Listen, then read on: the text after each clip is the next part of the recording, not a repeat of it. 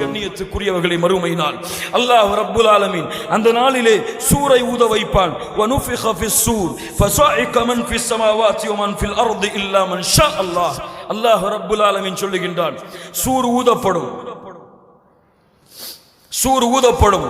அல்லாஹ் ரப்புல் ஆலமீன் சூரை ஏற்படுத்துவான். வனுஃபிக ஃபிஸ்ஸூர், சூர் ஊதப்படும்.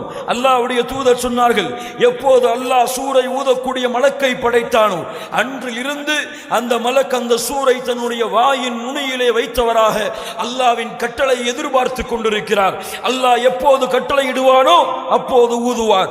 ஊதிவிட்டால் ஃபஸாஇக மன் ஃபிஸ் ஸமாவாதி வ மன் ஃபில் அர்த் இல்லா மன் ஷா அல்லாஹ். அல்லாஹ் நாடியவர்களை தவிர இந்த வானம் பூமியில் உள்ள அனைத்து படைப்புகளும் மூர்ச்சையாகிவிடும், மரணித்துவிடும், பூமி பிளக்க ஆரம்பித்துவிடும், கடல்கள் கொந்தளிக்க ஆரம்பித்துவிடும், நட்சத்திரங்கள் உதிர்ந்துவிடும், மலைகள் பஞ்சாக பறக்க ஆரம்பித்துவிடும். இந்த பூமியிலே இந்த வானத்திலே அல்லாஹ் ரப்புல் ஆலமீன் படைத்த அத்துணை படைப்புகளையும் அழித்ததற்கு பிறகு அந்த ரப்புல் ஆலமீன் கேட்பான், லிமனில் முல்குல் யௌம், லிமனில் முல்குல் யௌம். இன்றைய தினத்தின் ஆட்சி அதிகாரம் யாருக்கு? லிமனில் முல்குல் யௌம். ஆண்ட அரசர்கள் எங்கே? தங்களை அரசர்களாக, தங்களை உலகத்தின் ஆட்சியாளர்களாக அறிமுகப்படுத்திய மக்கள் எங்கே? பெருமை அடித்தவர்கள் எங்கே? திமிரு கொண்டவர்கள் எங்கே? அல்லாஹ்வை மறந்து வாழ்ந்தவர்கள் எங்கே? அல்லாஹ்வை மறுத்தவர்கள் எங்கே? லிமனில் முல்குல் யௌம் லில்லாஹில் வாஹிதில் கஹார். அல்லாஹ்வே பதில் சொல்லுவான். அடக்கி ஆளக்கூடிய அந்த ஒருவனிடத்தில் தான் இன்றைய தினத்தின் ஆட்சி அதிகாரங்கள். யா ரப், யா ரப். ثم نفخ فيه أخرى. இரண்டாவது சூரை அல்லாஹ் ஏற்படுத்துவான். ثم نفخ فيه أخرى فإذا هم قيام ينظرون. மனிதர்கள் எல்லோரும் கபர்கள் பிளக்கப்பட்டு அடங்கியிருந்த தளங்கள் எல்லாம் உடைத்து நொறுக்கப்பட்டு பிளந்து வெளியே அல்லாஹ்வை முன்னோக்கியவர்களாக செல்ல ஆரம்பிப்பார்கள். யௌம துபத்தலுல் அர்து கைரல் அர்தி வஸ்ஸமாவாத். அந்த நாளிலே அல்லாஹ் வானத்தை மாற்றி விடுவான். அந்த நாளிலே அல்லாஹ் பூமியை மாற்றி விடுவான். யௌம துபத்தலுல் அர்து கைரல் அர்தி வஸ்ஸமாவாத் வபரஸு லில்லாஹில் வாஹிதில் கஹார். ஆட்சி அதிகாரங்கள் எல்லாம் அந்த ரப்புல் ஆலமீன் ஒருவனுக்கு உரித்தாகிவிடும்.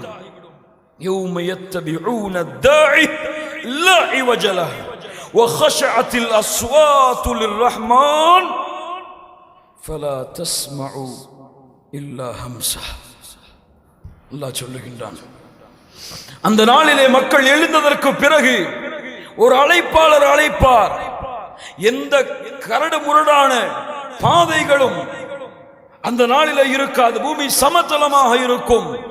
வஹஷஅத்தில் அஸ்வாது லிர்ரஹ்மான். கூச்சல் இருக்காது, குழப்பம் இருக்காது. சப்தங்கள் எல்லாம் அந்த ரஹ்மானுக்கு முன்னால் தாழ்ந்து விடும். ஃபலா தஸ்மஉ இல்லா ஹம்ஸா. அல்லாஹ் எப்படி விவரிக்கிறான் பாருங்கள். நடக்கக்கூடிய சப்தத்தை தவிர அந்த மஹ்ஷர் மைதானத்திலே படைப்புகளுடைய சப்தம் எல்லாம் அடங்கிவிடும். யாரும் யாரும் எப்படி எப்படி எழுப்பப்படுவான்? யுபஅஸு குல்லு அப்தின் அலா மா மாத அலை. ரசூலுல்லாஹ் சொன்னார்கள் ஸல்லல்லாஹு அலைஹி வஸல்லம், எப்படி ஒரு அடியான் மரணித்தானோ அதே நிலையில்தான் மறுமையில் எழுந்து வருவான். ரசூலுல்லாஹி ஸல்லல்லாஹு அலைஹி வஸல்லம் உதாரணங்களாக ஹதீஸிலே பல இடங்களை சொன்னார்கள்.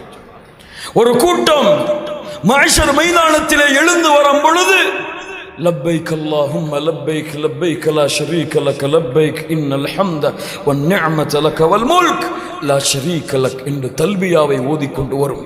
எழுந்திருப்பார்கள். அவர்கள் யார்? யார்? ஹஜ்ஜிலே மரணமானவர்கள். சிலர் சுஜூதிலே இருந்து எழுந்து வருவார்கள். இவர்கள் யார்? சுஜூதிலே மரணமானவர்கள். இப்படி எந்த எந்த நிலையிலே மரணித்தார்களோ அதே நிலையில்தான் மனிதர்கள் எழுப்பப்படுவார்கள். எந்த பாவத்திலே மரணித்தானோ அதே பாவத்தோடு மறுமையில் எழுப்பப்படுவான். வட்டி வாங்கியவர்கள் எழுந்திருக்க மாட்டான். பைத்தியம் பிடித்தவனைப் போல விபச்சாரம் செய்தவன் அதே நிலையிலே மரணித்தால் தன்னுடைய மர்மஸ்தானத்தில் இருந்து சீலையும் சலத்தையும் வடித்தவனாக எழுந்திருப்பான்.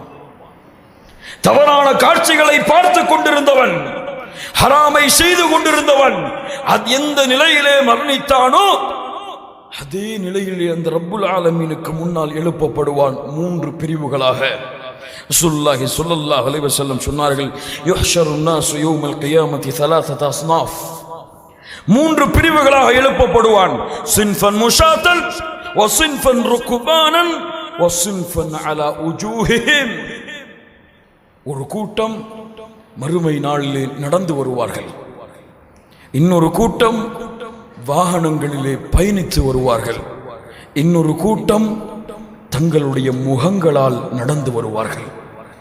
சஹாபாக்கள் கேட்டார்கள், அல்லாஹ்வுடைய தூதரே, وَكَيْفَ يَمْشُونَ عَلَى وُجُوهِهِمْ, எப்படி ஒரு மனிதனால் முகத்தால் நடக்க முடியும்? ரசூலுல்லாஹ் ஸல்லல்லாஹு அலைஹி வஸல்லம் சொன்னார்கள், இன்னல்லதி அம்ஷாஹும் அலா அக்தாமிஹிம் காதிருன் அலா அய்யும்ஷியஹும் அலா உஜூஹிஹிம். சுப்ஹானல்லாஹ். இந்த உலகத்திலே கால்களால் நடக்க சக்தி கொடுத்த அந்த அல்லாஹுவால் நாளை மறுமையில் முகத்தால் நடப்பதற்கு சக்தி கொடுக்க முடியாதா? அல்லாஹ் ஆற்றல் உள்ளவன், எழுந்து நடந்து வருவார்கள்.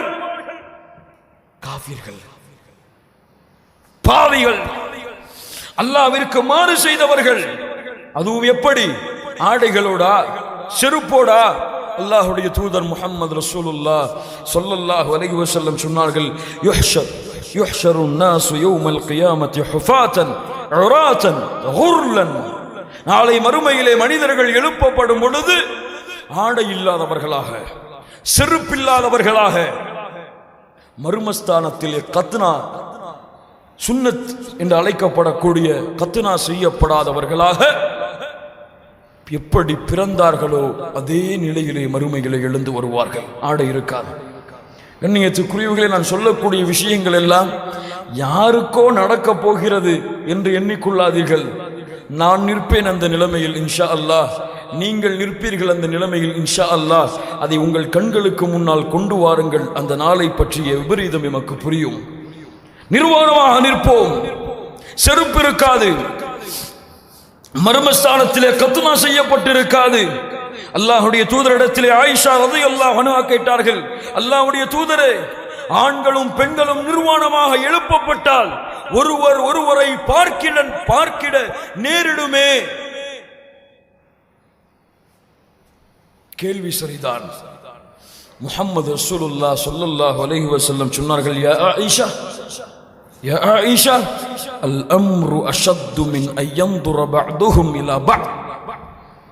ஆயிஷா, ஆயிஷா ரலியல்லாஹு அன்ஹா, அந்த நாளிலே ஒருவர் ஒருவரை பார்ப்பதை விட அந்த நாளுடைய பயங்கரம் மிக கடுமையானது. கொஞ்சம் யோசித்து பாருங்கள். நிர்வாணமாக ஒரு பெண் நிற்பாள், ஆனால் அதை பார்ப்பதற்கு என் கண் செல்லாதென்றால் அந்த நாளின் பயம் எப்படி இருக்கும்? அந்த நாளின் பயங்கரம் எப்படி இருக்கும்?